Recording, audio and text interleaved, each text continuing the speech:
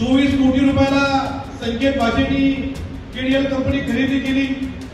खरेदी करण्याबद्दल माझं काही म्हणणं नाही। त्यांनी आता काहीतरी 120 कोटीला ती कंपनी विकली, त्याबद्दल माझं काही म्हणणं नाही। संकेत भाषेचा असा कुठला व्यवसाय आहे, त्यांनी 24 कोटी रुपये कुठला आणले आणि कामगारांच्या पोटावर पाय देऊन 110 का 120 कोटीला ती कंपनी विकली। परत पत्रकारांनी तर बातमी लावली म्हणून त्यांच्यावर गुन्हा दाखल केला।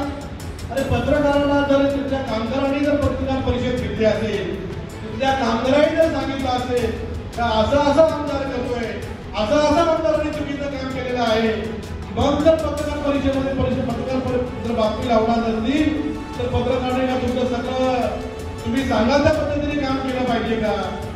थोरवांची इच्छा आहे म्हणून मी कर्जत आणि खानापूरपुरता बोलतो नाही। महाराष्ट्रावर बोलण्याचा अधिकार मला नाही, महाराष्ट्राच्या महायुतीवर बोलण्याचा अधिकार मला नाही। पण त्यांची जर इच्छा तशी असेल तर त्यांनी महायुतीमधून साईडला राहून एकदा एकच निवडणूक लढवून दाखवावी, मग तुम्हाला स्थानिक स्वराज्य संस्थेमध्ये तुमचं काय हाल होतात हे तुम्हाला पुढच्या काळामध्ये दिसणार आहे। आपण बघितलं असेल ज्यांचं वर्ष काम शिंदे गटामध्ये आहे, शिंदे गटामध्ये काम करतायत। 2019 ला आपण राष्ट्रवादी काँग्रेस पार्टीमध्ये आदरणीय सुरेश भाऊंचं आपण सर्वांनी काम केलं होतं। सुरेश भाऊंचं जेव्हा आपण काम केलं तेव्हा कुलदीप शेंडेने कोणाचं काम केलं नाही। कुलदीप शेंडे दुबईला पळून गेले, तेव्हा पण सुरेश भाऊंचं कुलदीप शेंडेने काम केलं नाही। लोकसभेला कुलदीप शेंडेने शिंदेचं काम केलं, आता त्या विधानसभेला कुलदीप शेंडेने खरवेंचं काम केलं आणि पुन्हा एकदा कुलदीप शेंडेचा शिंदे पक्षातच प्रवेश होतोय। मला एक आश्चर्य वाटते, खोटं बोलायचं किती बोलायचं, फक्त महाराष्ट्राच्या मंत्र्यांना आणायचं, त्यांना दाखवायचं का मी नवीन पक्षात होते, नवीन पदाधिकाऱ्यांचा प्रवेश घेतोय।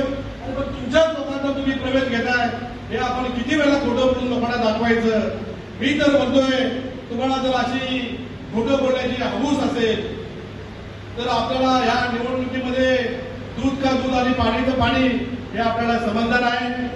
जर तुम्ही महायुतीच्या प्रमुख नेत्यांच्याकडे परवानगी घ्या, त्यांनी जर काही आपल्याला परवानगी दिली तर मी सुद्धा तुमच्या सोबत 2 हात करायला तयार आहे। तुमची निवडणूक तुम्ही कशी जिंकलात हे सुद्धा आपल्याला माहिती आहे। तुम्ही आमच्या नेत्यांच्यावर टीका करताय म्हणून आमचे नेते मंडळी तुमच्यावर टीका करतात, आपल्याला अनेक दिवस माहिती आहे।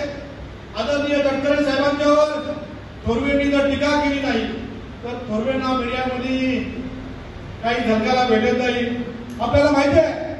आता काय तुझं कुठली डीएसएल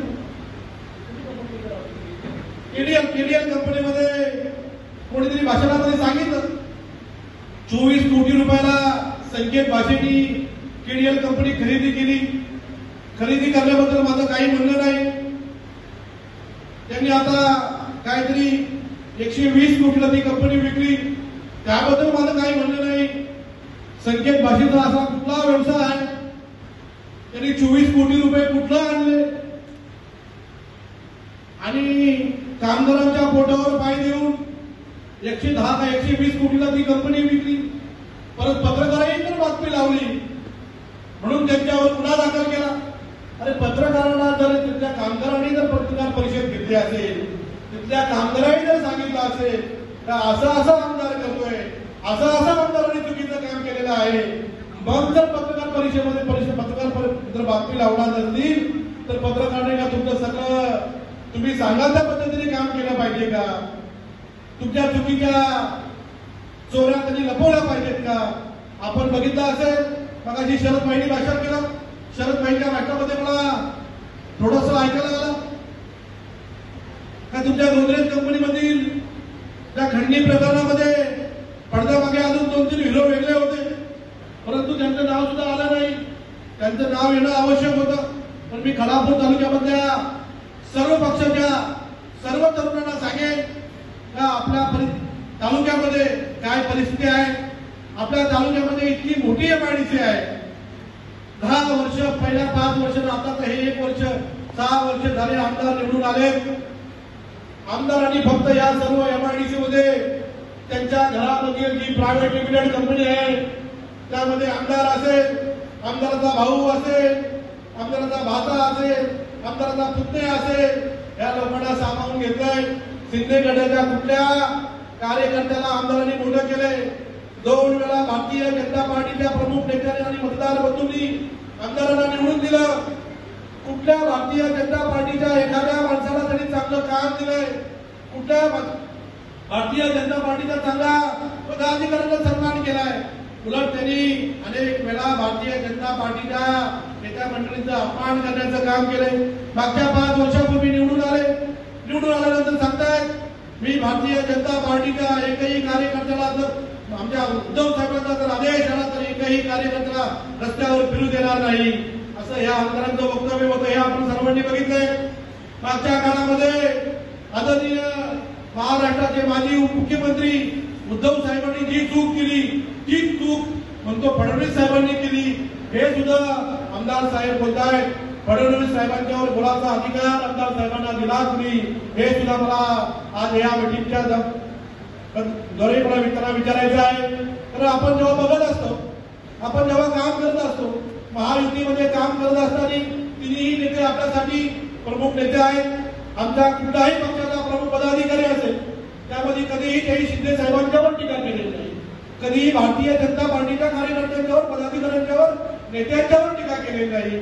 आणि आपल्या कधीही लोकांचा तुमचा कधी अपमान होईल असं आमच्या पदाधिकाऱ्यांनी कधी चुकीचं वक्तव्य केलं नाही.